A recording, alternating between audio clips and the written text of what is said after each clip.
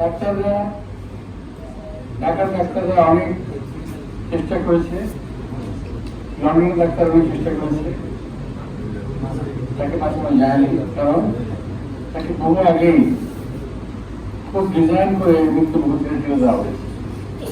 বহু আগেই তাকে পয়জনিং করা হয়েছে।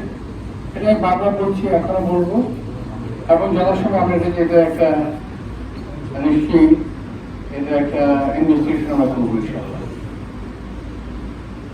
একটা করে কথা বলতে আমার খুব ভালো লাগছে। ঢাকার ডাক্তাররা যে চিকিৎসা করেছে, লন্ডনের মতো একটা জায়গায়, লন্ডন ক্লিনিক হসপিটাল ক্লিনিকে ডাক্তাররা বলেছে ঢাকায় যে চিকিৎসা হয়েছে বেগম খালেদা জিয়ার, এই চিকিৎসা আমরা করতে পারতাম না।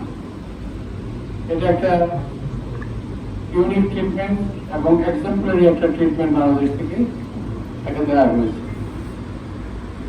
তো আমি এই জন্য বরাবরই বলি, আমি নিজেও বিভিন্ন সময়ে চিকিৎসার জন্য বাইরে যাই, কিন্তু ওই চিকিৎসা আমার ঢাকার ডাক্তাররা যদি এন্ডোর্স না করে আমি সেই চিকিৎসা নিই না।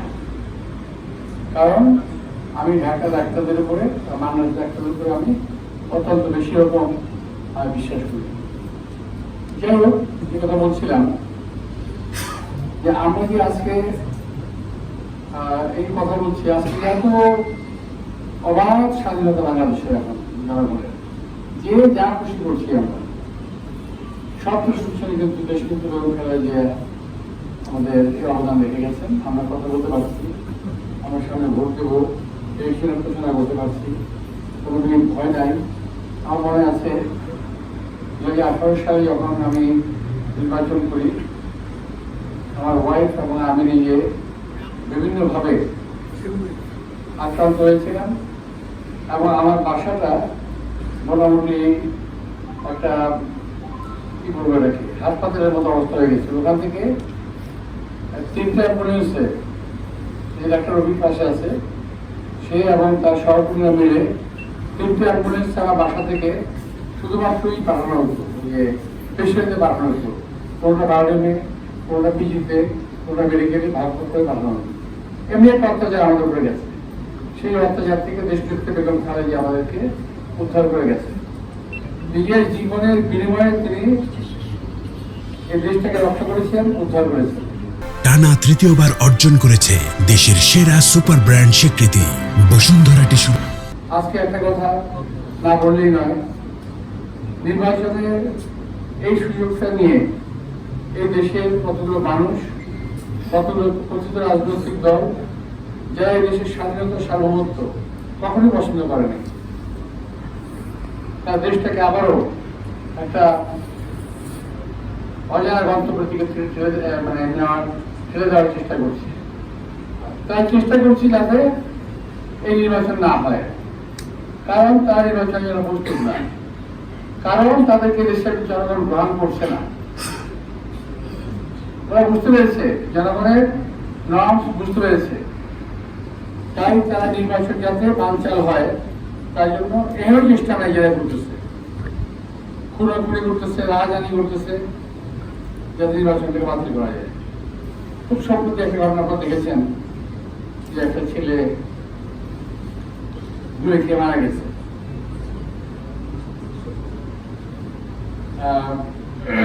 যাকে দেখতে আমি মেডিকেল হসপিটালে গিয়েছিলাম, ডাক্তার অফিসেও গিয়েছিল, সেখানে ওখানে কি সিন তারা ক্রিয়েট করেছিল আপনারা দেখেছেন।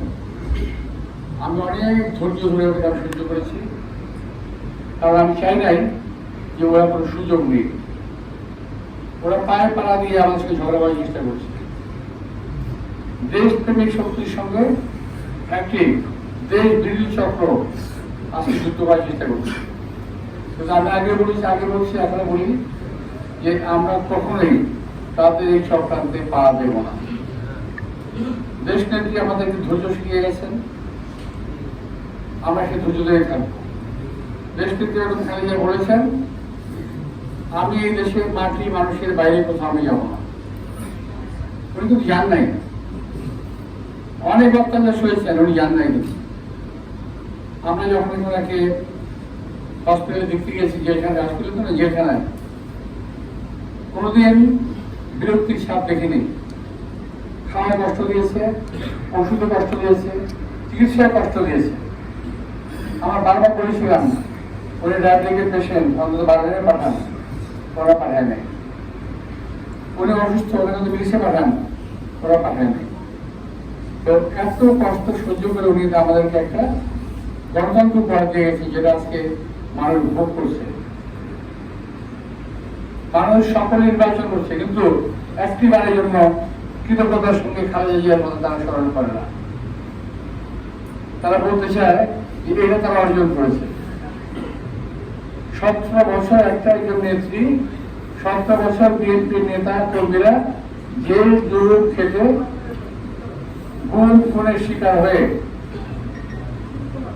আজকে এই অর্জনটা আমরা করেছি, যারা কথা বলতে পারছি।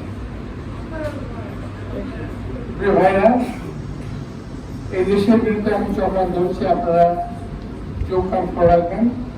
ইলেকশন থেকে বানচাল করার চেষ্টা করা হচ্ছে বিভিন্ন দিক থেকে, বিভিন্ন ভাবে। এদেশের মানুষের কথা বলে আরম্ভ করার চেষ্টা করা হচ্ছে। আর একটা ভাব হয়ে গেছে যে বিএনপি ছাড়া আর সবাই কথা বলবে, বিএনপি কথা বলতে পারবে না। আমরা কথা বললেই ওটাকে টুইস্ট করে অন্যভাবে চালিয়ে দেওয়া হয়, বিভিন্নভাবে চালিয়ে দেওয়া হয়।